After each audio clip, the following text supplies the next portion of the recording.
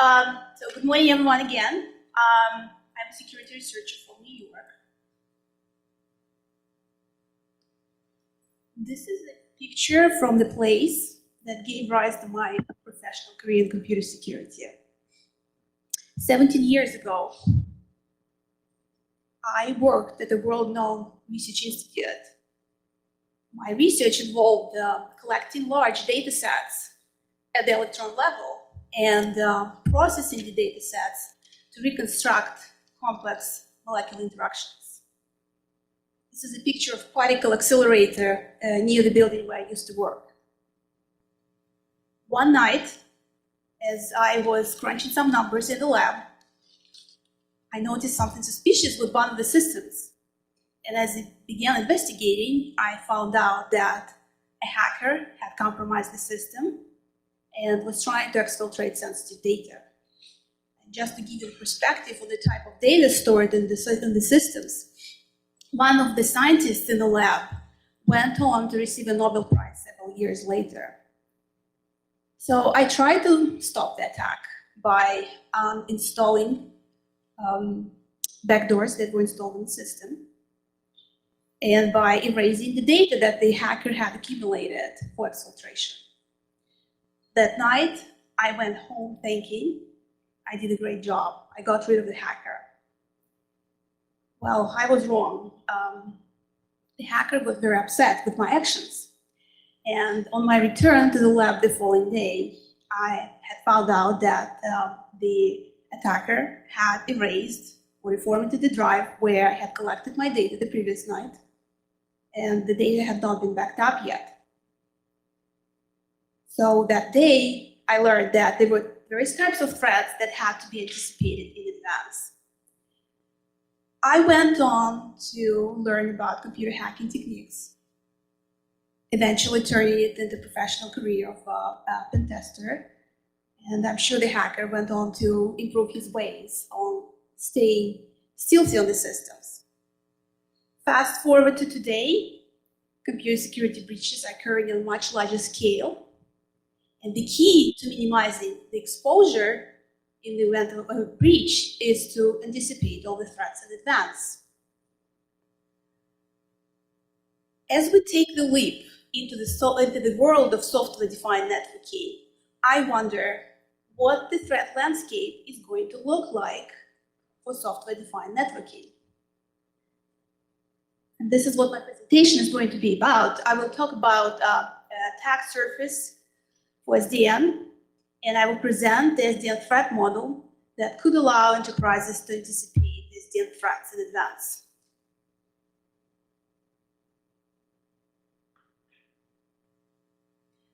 Software-defined networking, the topic of software-defined networking has attracted a great deal of attention from service providers and enterprises.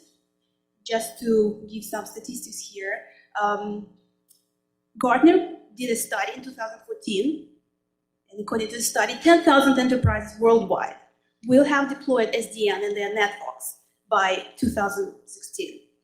Another study by Gartner, done in 2014, shows that 75% of the companies planned on Sdn deployments in the next 5 years. International Data Corporation reports that the worldwide Sdn market will reach over $8 billion by 2018.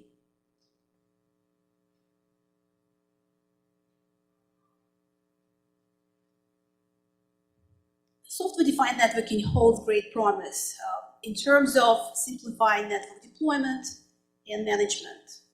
However, there are a number of challenges that have to be addressed during the initial stages of Sdn adoption. First of all, transition to Sdn will require simultaneous support of traditional networks and software-defined networks. Not all enterprises will continue to fight security issues in traditional networks, but also will be dealing with security vulnerabilities in multiple Sdn networks, as Sdn simplifies rollout of multiple virtual networks on top of one physical infrastructure. So overall, such architecture will increase the risk for enterprises. Secondly, a lot of vendors are jumping right now on the SDN bandwagon by quickly developing SDN products so they can put them out there in the market space. With such hurry comes significant concern that security could be left behind. Again, we should expect an increased number of vulnerabilities in the first wave of SDN products. Unfortunately, our current knowledge on SDN vulnerabilities, threats, and attacks is limited. All we can do is to anticipate threats. But how do we do that? Well, enterprises should take a systematic, structured approach to SDN threat identification. One way of doing that is through threat modeling. Threat modeling is not going to eliminate the attacks. However, it will help enterprises to increase the level of preparedness in the event of attacks. To that end, I wanted to contribute to the community by developing a novel Sdn threat model. Threat modeling requires understanding of all the systems and components, interfaces involved in Sdn architecture. So this slide represents a typical Sdn architecture. The architecture is composed of several planes and interfaces. The bottom line plane is the data plane that hosts network elements that transmit and process traffic. The plane is connected to the controller plane via southbound interface. The controller plane hosts controllers. Controllers manage the network elements, but also communicate with each other to synchronize network-specific information.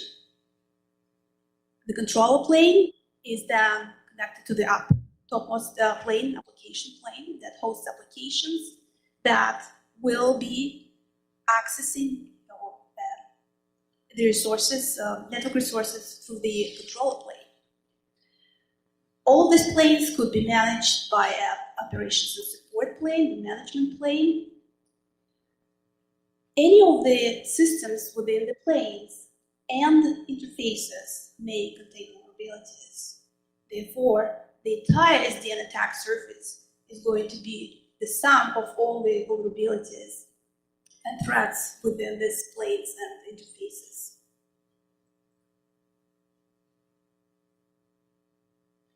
To systematically identify threats in software-defined networks, I decompose threats into three elements. The threat source that triggers a vulnerability in SDN, vulnerability source, it's an SDN component that where the vulnerability arises. I'm sorry, the slides are a little cut off, so you probably not see. And finally, the threat action, by which a threat is carried out. So let's discuss each of these elements in a little more details. Threat sources. Threats may come from external systems outside of the typical Sdn architecture. Threats may also originate from rogue systems that pretend to be part of a legitimate architecture, but they're really not. And finally, threats may come from the SDN-specific systems. Management console, applications, controllers, network elements. They may be either compromised by attacker, or it could be a legitimate user who is trying to engage in unauthorized activities.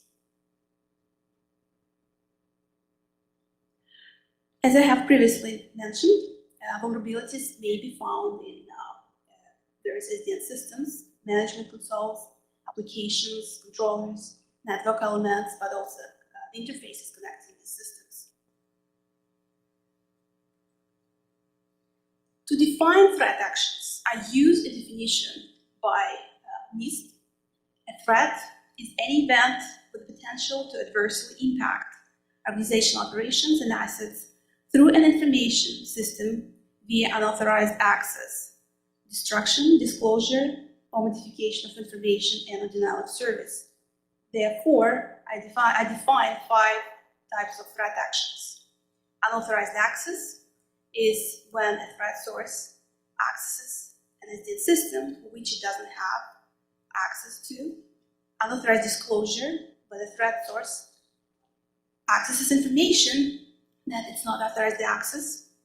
Unauthorized modification of Sdn information, again, for which the threat source is not authorized to modify.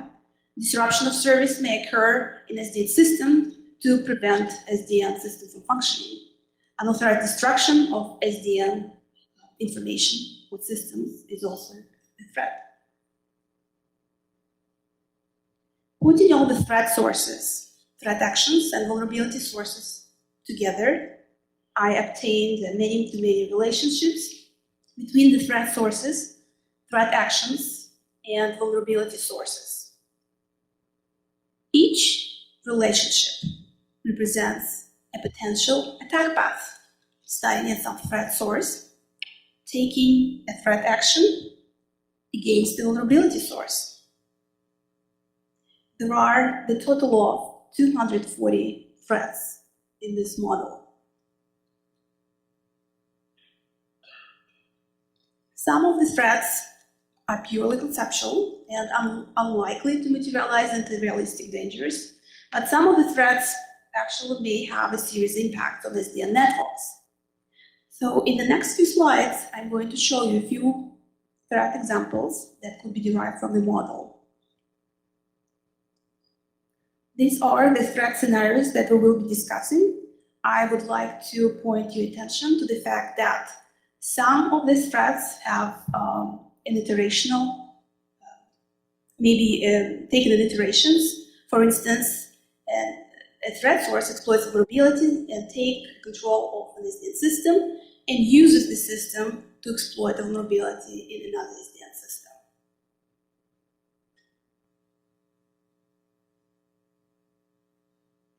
This is an example of unauthorized access threat. An attacker is launching an attack against a management console. The attacker is on an external system and is trying to conduct a password brute forcing a password guessing attack against the management console. If the attacker is successful in taking over the management console, he may further conduct attacks on other systems on Sdn networks. This is another example of unauthorized access threat. In this case, the attacker had already taken over the management console and tried to exploit a software vulnerability to achieve unauthorized access to the application.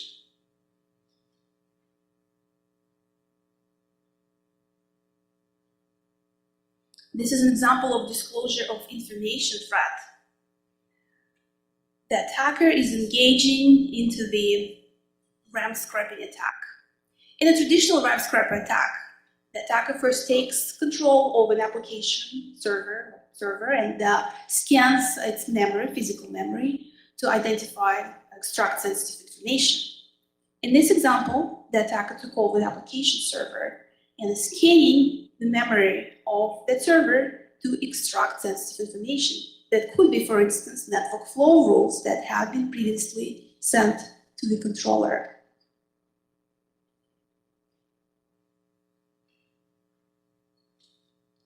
Another example of a disclosure of information threat.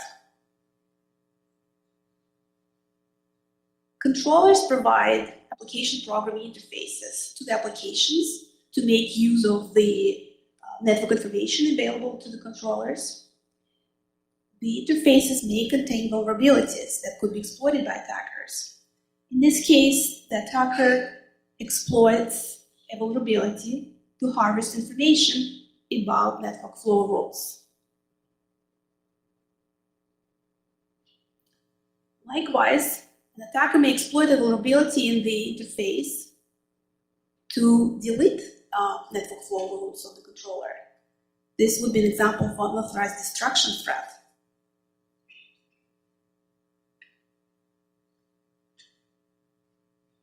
An attacker who took over an application but has limited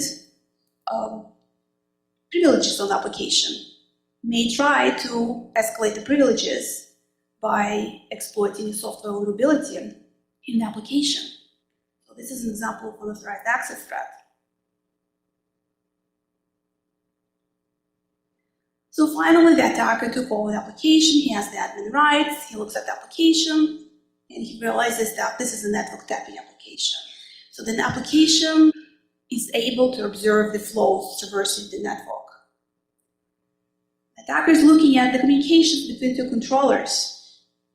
If these communications happen to be unencrypted and sent in clear text, the attacker is able to extract sensitive configuration data and may further use it to launch attacks on the Sdn network.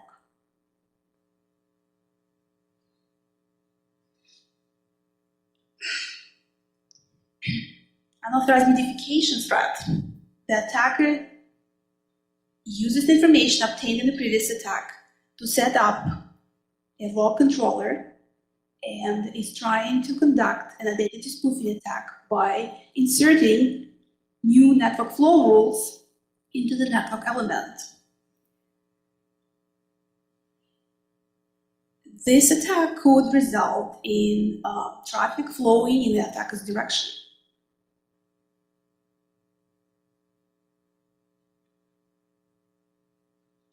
An example of disruption of service threat. Let's go back to the management console the attacker had already taken control of.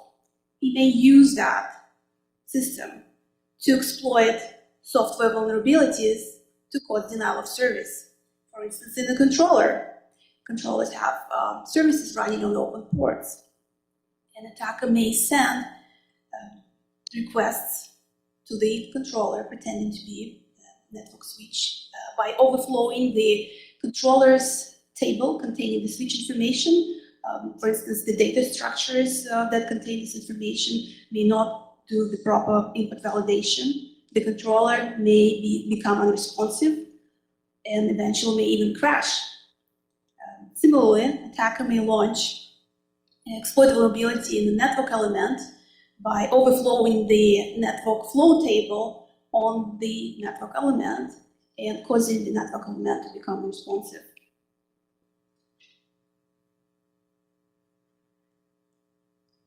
Example of disclosure of information threat.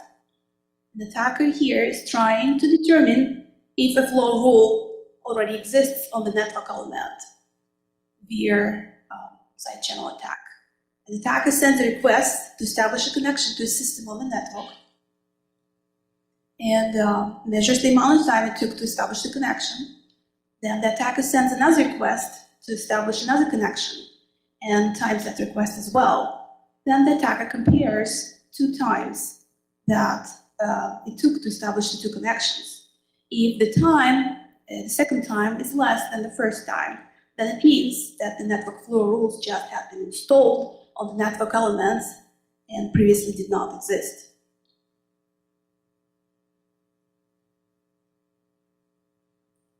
Disruption of service threat. The attacker took over the network element. The network element becomes malicious. The attacker is trying to use the network element to flood the controller with network-specific messages. Unauthorized modification threat. Again, the network element had been compromised, and the attacker is trying to poison the controller's view of the network topology by sending some log information that it's known, that is known to the network element. So these are just a few examples of the threats and attacks that could be derived from the model I have developed. Each enterprise could use the model to determine what specific threats present the major risk to the network and use the identified threats to specify security requirements to address the threats and implement mitigation measures. Just to give you an example how you would proceed with this exercise, for instance, the threat is that the attacker is conducting login attempts or password browsing attempts against the management console. So the security requirement would be the management console should not allow an attacker to successfully launch a password brute forcing attack against the management console. Mitigation measures would be that all vendor default passwords for management console should be changed. A few security recommendations at the high level to address the threats that I have presented in my presentation. As far as the network configuration go, always separate sensitive critical system, put them in a trusted network segment, separated from the untrusted networks. All SDN specific user accounts, default passwords should be changed, as well as strong password complexity requirements should be followed for these accounts. Limiting the number of SDN specific accounts would help as well. The less SDN accounts you have, the less likelihood that your account will be compromised. As with the traditional system, patching the systems should be done in a timely manner. All the communication channels should be protected using strong encryption. And the application plane, all applications should be developed using secure coding guidelines. At the controller plane, limit the number of services and ports that are open to outside systems. Again, the more services you're running, the more likelihood that they will get exploited. Implement high availability architecture for controllers. If one controller is subject of denial of service, another controller should be able to pick up. Implement integrity checks on the controllers to detect unauthorized notifications. And also implement rate limiting and packet dropping on the controllers to prevent denial of service attacks. At the data plane, all rule inserting activities or rule generating activities should be controlled. And the network flow rules should be verified against the controllers to identify discrepancies.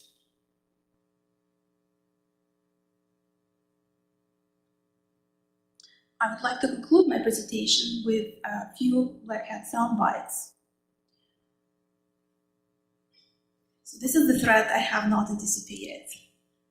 The topmost and the bottommost portion of the slide is cut out. I should have, but. So use the presented Sdn Threat Model to anticipate threats in your Sdn designs and networks. I have developed, as I said previously, for the security community. So this is, you can use that. The model allows for easy derivation of security requirements and mitigation measures to increase the state of preparedness in the event of an attack. If you think that the architecture that I have presented is not necessarily what you have in your Sdn designs, you may further extend it by incorporating specific details of your Sdn implementation designs. But also, by virtue of being a professional pen tester, I think that this model could be a very good foundation for planning and carrying out Sdn penetration tests. So if the company is performing a pen test on your Sdn network, you may use the Sdn threat model to discuss the threats that have been covered by pen tests. Thank you very much for your time. With that,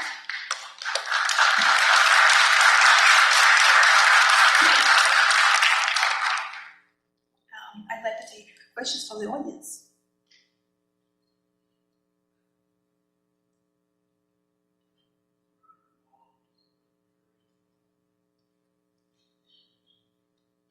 Where in my model the configuration files would be stored? Is that the question? Well, configuration files could be found on any of the systems. Let's say the controller has configuration files. The configuration files, depending on the type of the attack that is being launched, It could be launched from within the controller. It could be launched from external system outside of the controller. So if we're talking about configuration files that are being accessed inside the controller, then these files could be subject to the 5 threats actions that I have showed. So the files could be modified, unauthorized modification. The files could be subject of unauthorized disclosure, could be destruction. So that would be a circular type of attack, control against the controller with the local user engaged in the attack.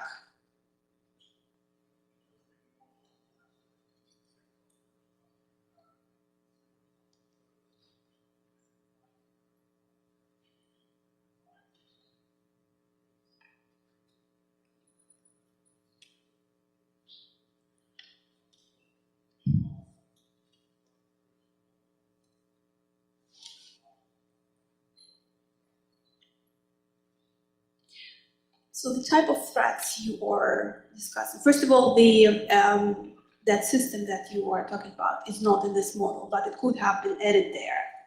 And then you are talking about threats that would be applicable from within the system itself. So you can decompose the system that stores the code into further components and similarly perform the identical, in a similar fashion could perform threat modeling for those components. But such system could be, in my model, could be referenced to as an application server. So if you have any further questions, I can take them outside.